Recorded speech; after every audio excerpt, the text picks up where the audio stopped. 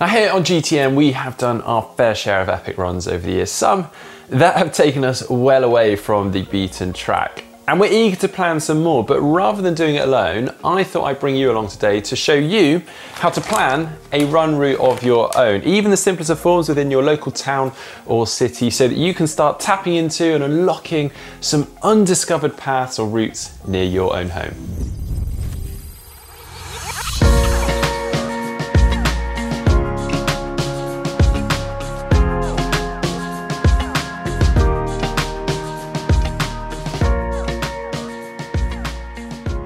All right, hands up, who runs the same run routes over and over again, or does that classic out and back run? Yeah, you're definitely not alone, and if you are just starting out and running, you may well just be finding your feet with it and doing this, and that's absolutely fine. Or if you live in a built-up area or in a city, then maybe you just don't know where else to go and you're just keeping it safe and simple. Also, absolutely fine.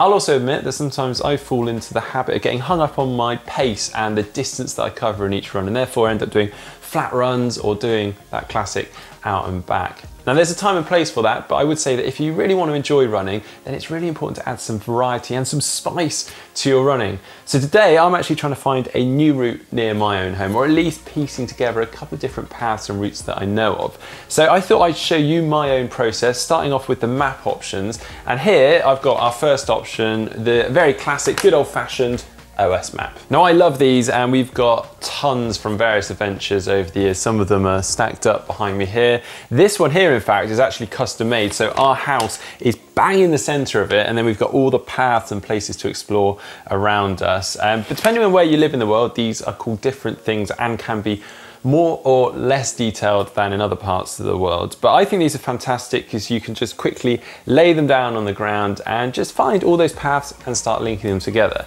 But now jumping forward into a much more modern form of mapping to something like Google Maps.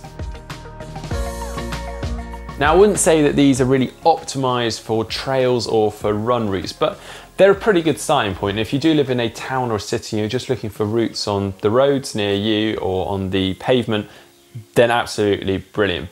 But a really neat trick they do have up their sleeve, and I've used loads over the years, is their Street View function. Now, if I'm trying to plan a new route or a route near me and I've just got a bit confused and I don't know where that road is, but I feel like I should, I'll often drop it into Street View and it might just rejig my memory. But if I am planning somewhere completely new, again, it might just give me that mental note so that when I do get to that point and I need to take that left-hand turning, I'll recognize it from that Street View function. So that's really cool. But now to take that online mapping up another level, we've got the likes of Komoot, Strava, and Map My Run. Now these are the absolute bee's knees in my opinion, and totally optimized for running trails and routes. Now I've been using this loads lately, and it just allows you to simply map out and create a route, and then you can export that and go ahead and follow that. But a really neat function to it is the fact that it actually records and collates other users' run routes and then suggests them to you, shows you paths that are quite commonly used. That can equally allow you to eliminate some paths that maybe you've spotted and you thought that looks really inviting, but it turns out nobody's ever run there. It's probably a pretty good hint that that's a no-go and best to avoid it. Now what you have to do when you are creating a route is you simply just drag, drop, create that route. It will then tell you the distance of that route and then an estimated duration for you to do that route based upon a rough fitness scale. I'm going to be honest, I tend to use a mix of the bunch. I might start off by throwing the OS map down on the ground and just get excited and start picking out locations and places that I really fancy getting to. And then I might switch to something like the latter with Komoot and try and piece that all together and create a route that works with that. You don't need to do all of that. You might just want to use the latter. I just quite like using an OS map from time to time. That's what I've done today anyway. So I've created my route, I've saved it. I'm now just uploading it onto my Polar Grip, which again, I'm going to be honest, is something totally new to me. I used to go the good old-fashioned way, just trying to remember my route, maybe even writing it down on my hand with like place names, towns, second left, etc, etc. And that is absolutely fine. But I am excited by this because hopefully it's going to allow me to explore further and take things to the next level. So, time to get running.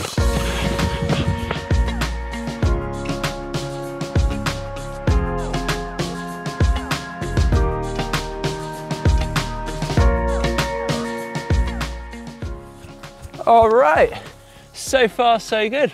Pretty pleased with this route, but I thought I'd stop for a second and just discuss a few more points and things to consider when you are planning a run route. So we've got the terrain, which, well, I've gone for something pretty punchy today. I've also got the surface, the distance, the safety of that route, and then depending on how far you're going, you may want to consider toilet stops, fueling. That's probably more for the longer runs, not when you're just starting out. But let's start by discussing this terrain and surface, because this can drastically change your run.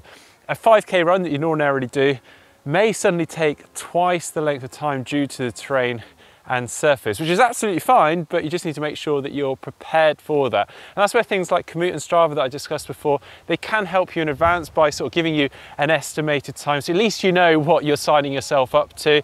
An OS map, I know it's very basic, but the contour lines on that can help. The closer together they are, the steeper the gradient. I knew my Boy Scouts were coming at some point. Now, if you don't have a device like this that's sort of helping guide you turn by turn, I can understand you might be slightly nervous about the idea of getting lost on a route. So suggestion here is go out there, explore along a new path or route and go as far as you're comfortable with. Just enough to venture, see something new, turn around and come back. Lock that in your memory, and then next time, maybe you might want to go a little bit further and take that turning that you maybe saw. So then you're maybe not getting yourself to a point of feeling like you're totally lost. But then, of course, the ideal and the optimum is to do a loop. Why? Well, it's just fun. Everyone wants to do a loop because then at least you're not retracing a path that you've done before. Now, another suggestion here when you are starting to explore, and I do this all the time, is plan out a long route, but also plan a shorter route, and knowing that there is a turning somewhere along the line that you can take that shorter route. If, for instance, that route turned out to be harder than expected, longer than expected, or you're just not feeling up to it, you can, of course, also just do multiple shorter loops, and then when you're feeling up to it, start going further afield. Right, I'm going to crack on my run. I'll catch up with you guys in a second.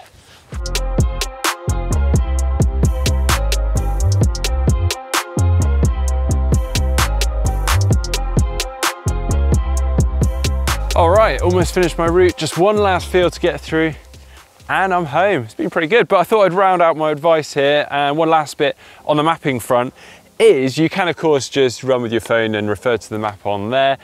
I know plenty of people do that. I just suggest stopping when you're referring to your phone. Don't try and run whilst looking at your phone. That is just a recipe for disaster. If you're worried about dropping your phone, you can get a kind of phone hand holder to keep it nice and secure. And if you're running in the rain, I get a clear case like you use for cycling so you can still see the phone, or failing that, get a clear freezer bag.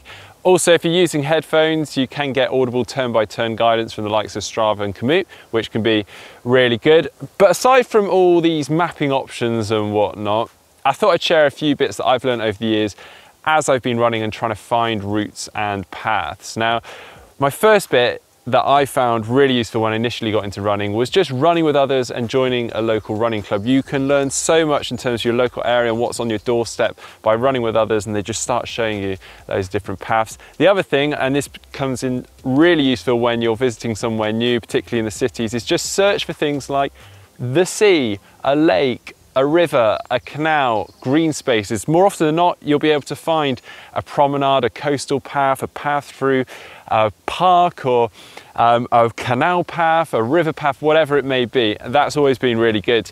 But finally, and I'm sure there's many of you out there that are concerned about the safety when it comes to running. Now, my suggestion here would be to try and head out early, providing it's light. That tends to be the safest time of day, somewhere around 6 to 7 a.m. It's just quite quiet out there on the roads or on the paths. Of course, if you are heading out in the dark, I'd suggest wearing something bright, some reflective gearing, maybe even a head torch. I don't go anywhere these days without my head torch, just in case I get caught out. And on the subject of getting caught out, I'd also advise, particularly so if you are going on a bit of an adventure and going a little bit further than usual, is taking some money with you, either some cash or a credit card, just in case you need to buy yourself some food, some fuel to get through that run, get yourself home, or some transport to get you home. But also, at the end of the day, getting lost is actually part of the adventure. I've got so many great stories and adventures from when I've actually got lost and found some brilliant paths and routes in the process. But I hope you do feel a little bit more confident and equipped now when you are going to plan routes and you're heading out there and exploring a bit more. If so, give this video a like and make sure that you are following us on social media and subscribe to us on YouTube.